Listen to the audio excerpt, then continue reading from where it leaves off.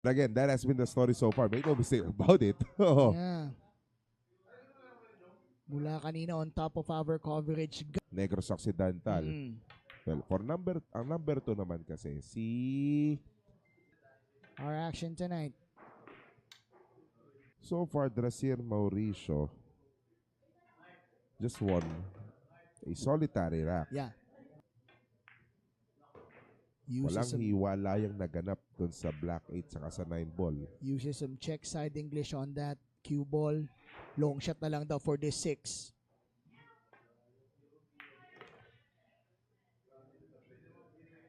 And again, the only player that haven't won a rack so far this evening is Ryan Mark Hidalgo. Yeah, on the side of the Negros Pillars.